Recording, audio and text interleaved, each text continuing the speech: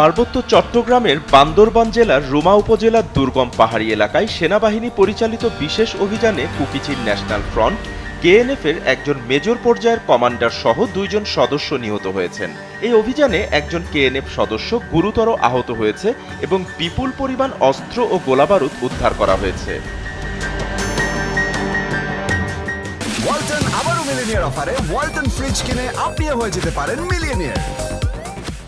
সেনাবাহিনীর ৩৬ বীর রুমা জোন স্থানীয় গোয়েন্দা তথ্যের ভিত্তিতে ২ জুলাই মঙ্গলবার রাত ৯টার দিকে বিশেষ অভিযান শুরু করে।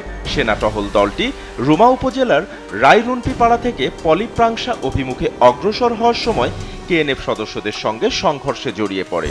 আইএসপিআর থেকে জানানো হয়েছে, পার্বত্য এলাকার নিরাপত্তা নিশ্চিত ও জঙ্গি তৎপরতা নির্মূলের লক্ষ্যে এ ধরনের অভিযান নিয়মিতভাবে পরিচালিত হচ্ছে।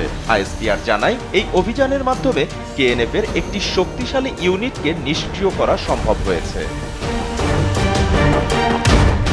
কুকিচিন ন্যাশনাল ফ্রন্ট বা কেএনএফ দীর্ঘদিন ধরে পার্বত্য এলাকায় বিচ্ছিন্নতাবাদী কার্যক্রম চালিয়ে আসছে।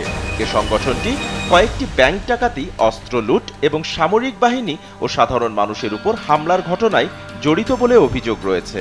২০২৪ সালের এপ্রিল ও মে মাসেও বান্দরবানের রুমা ও থানচি উপজেলায় বড় ধরনের সামরিক অভিযান পরিচালিত হয়েছিল, যেখানে কেএনএফ-এর বেশ কয়েকজন সদস্য আটক ও নিহত হয়েছিল। সাম্প্রতিক এই অভিযান কেএনএফ-এর কার্যক্রমে বড় ধাক্কা হিসেবে বিবেচিত হচ্ছে।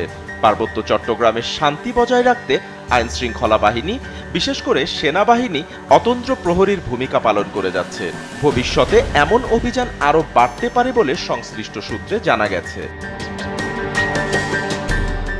বাপ্পি খান, এসএ টিভি ডিজিটাল।